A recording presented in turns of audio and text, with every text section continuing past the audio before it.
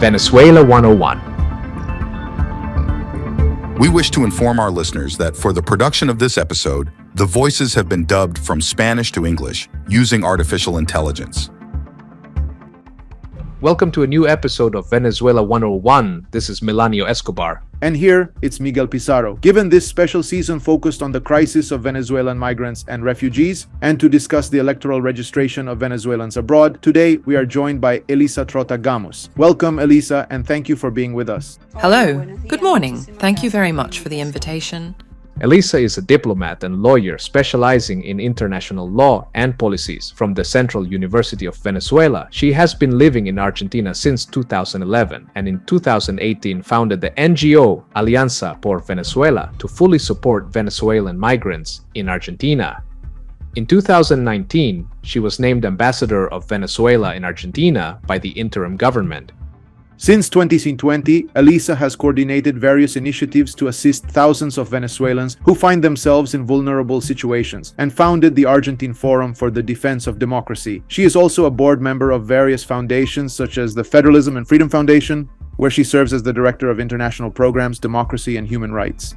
Elisa, according to the latest electoral register update dating from 2022, as of March this year, only 107,800 Venezuelans were registered at diplomatic representations abroad, considering that there are more than 7.7 million Venezuelan migrants worldwide, and noting that not all are of voting age. What is your opinion on these numbers? And what do you think accounts for such low figures? Firstly, let me tell you that there are surely many more Venezuelans abroad. I am, in fact, Tomás Páez, who is the president of the Venezuelan Diaspora Observatory, gives a current figure of 8.8 million migrants and refugees from Venezuela. Besides this, considering that thousands flee the country every day, I think we will soon sadly reach 9 million, which is 30% of the population. That is, a country outside a country. From this number, which is exorbitant, which is tremendous, which is crazy, at least 5 million of us are of voting age, meaning we are over 18 years old. And if we compare it with your figure of 178, it really makes no sense. But we know this is something that has been the case only due to a political decision. That Venezuelans abroad cannot participate in electoral processes simply responds to the wishes of those in power. That we are not allowed to vote, not allowed to express ourselves, not allowed to participate, and ultimately, not allowed to choose, is part of the policy of those in charge of the regime. Thank you, Elisa. Now, precisely based on this political decision, right, the National Electoral Council announced that the electoral registry for the July election this year would be open from March 18 to April 16. However, it was very clear that there were many irregularities abroad. In fact, not all countries and cities carried out this process. We saw that they closed the consulate in Ecuador, and in different cities they arbitrarily invented requirements that were not in the law. Also, I think Argentina sums up very well in a single country a synthesis of the violation of the political rights of Venezuelan migrants and refugees. So, in your view, how should this process have worked and how did it actually work? Yes, I'll start with the second part. Indeed, this process did not occur in all countries where there are Venezuelans. Moreover, in the countries where the electoral registry actually opened, it did so with a 2-week delay, which effectively meant there were only 2 weeks for the registration process. Not content with this delay, which was evidently completely intentional, the process was extremely slow. In the case of Argentina, there was only one machine, which meant it took about 15 to 20 minutes per person, and in total, only about 40 people could register per day. Besides this, we must add all the requirements that go against the organic law of electoral processes, which are not demanded by the organic law of electoral processes, and involve having permanent residency, having a valid passport, which of course meant that many people could not even opt to register. So there was also a blow to prevent hundreds of thousands of Venezuelans from registering.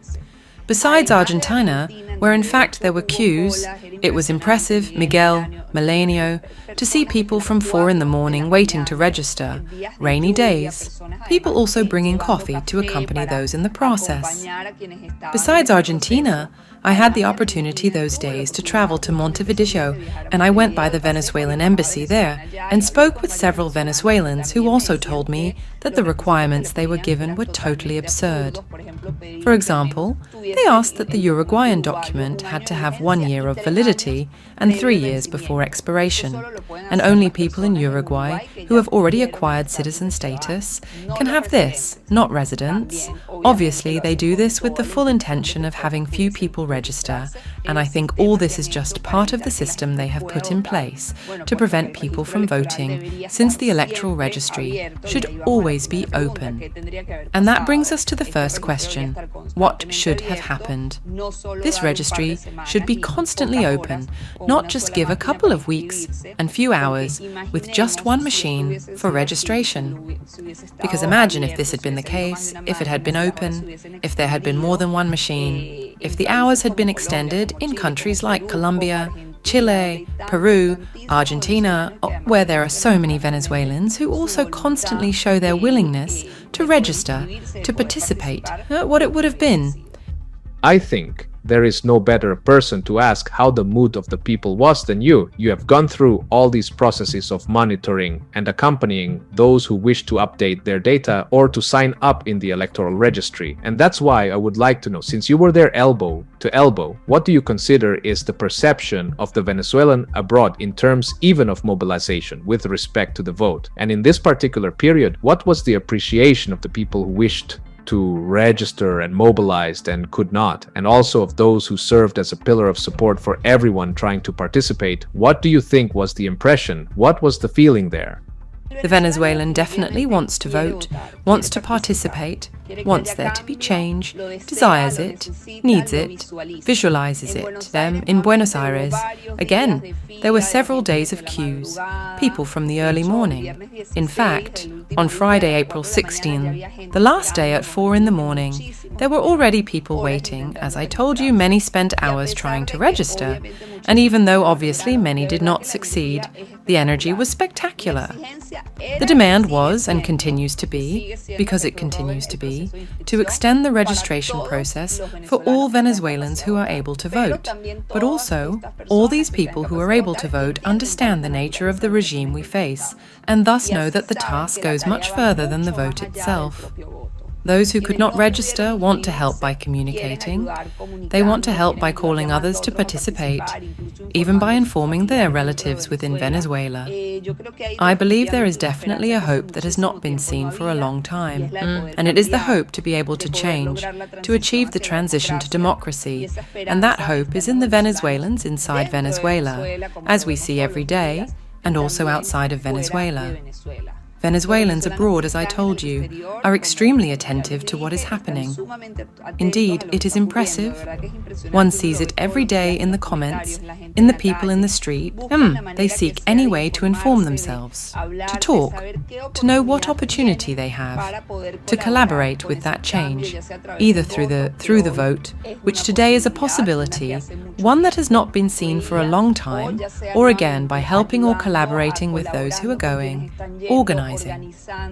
I really believe that the Venezuelan diaspora in general, and I always talk a lot about the Argentine, I do it with a lot of pride, is definitely an example of organization and is an example of activism and of the love we have for our country and why we bet on that democratic transition.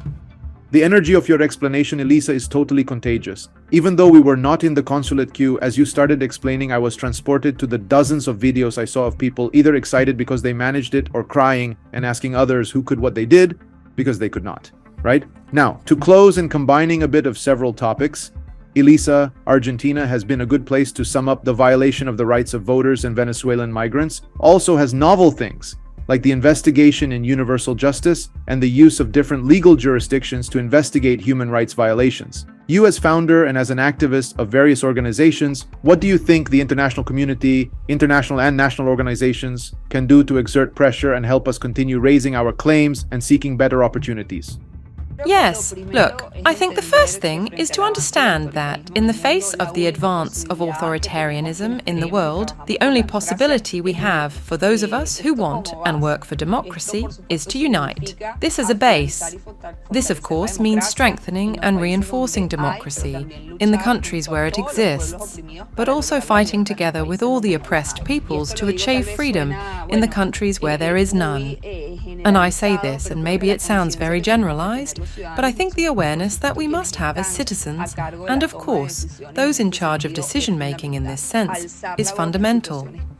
That, of course, includes raising our voice in situations like that of Venezuela. Raising our voice, so that the elections are reasonably competitive and real, that people can not only vote but choose, that there is international observation, and that, of course, the result is respected. Raising our voice to denounce abuses, we must demand that all governments of the international community also speak out, no matter the ideology, because when human rights are violated, there is no ideology that matters, and in this we are working constantly. I think this is important for Venezuelans in general to know when sometimes one sees a tweet, a statement from some government or from some politically important person, some international organization.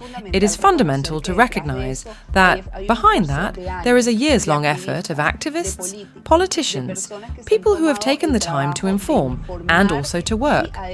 Because of course for us what happens in Venezuela is the most important, but in the world many other things are happening, and many of which are not good.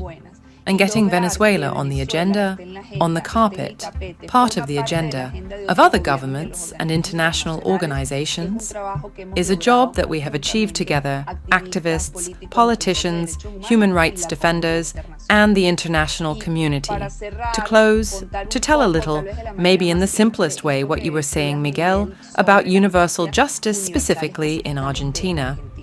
Universal justice in Argentina exists, and I believe it is one of the few, or perhaps the only country, where it exists without restrictions. That is, here crimes against humanity, like those unfortunately committed in Venezuela, can be investigated and judged regardless of where they were committed and against whom they were committed. And in that sense, in January 23, and in the context of the CELAC summit, where the dictator Maduro planned to visit Argentina, from the Argentine Forum for the Defense of Democracy, we presented a criminal complaint against the Venezuelan regime in the Argentine federal courts for crimes against humanity.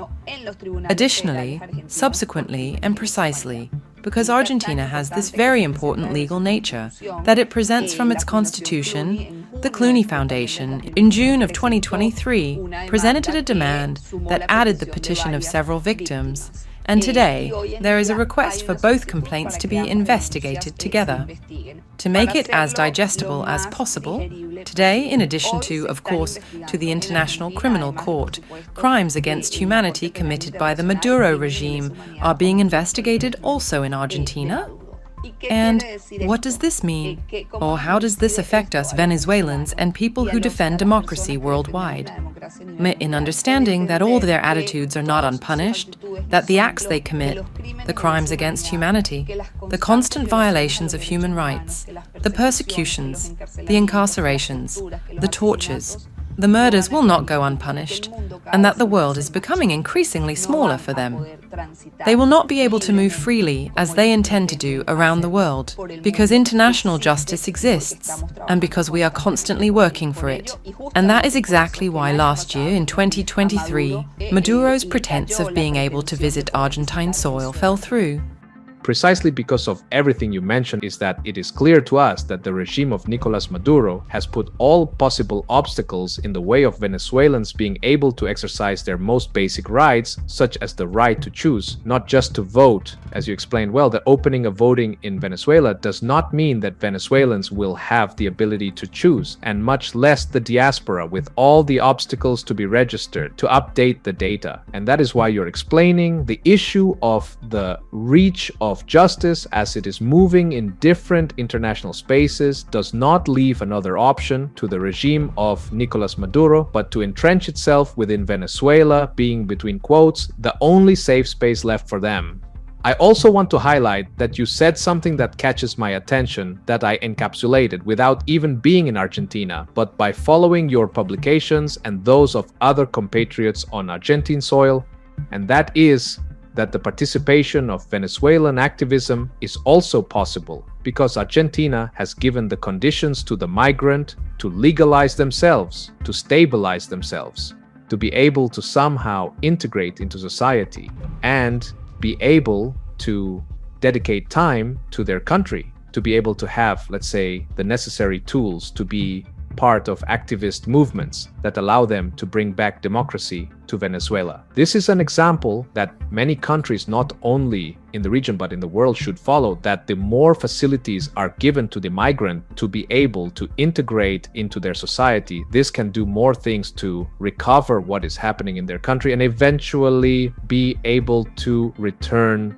to it. So I believe that the path to Venezuelan democracy starts by giving the basic conditions to the migrants so that they can integrate. I want to thank you for all the work you do, for all the work you have done, and of course for the one you will surely do, and for being with us today, Elisa.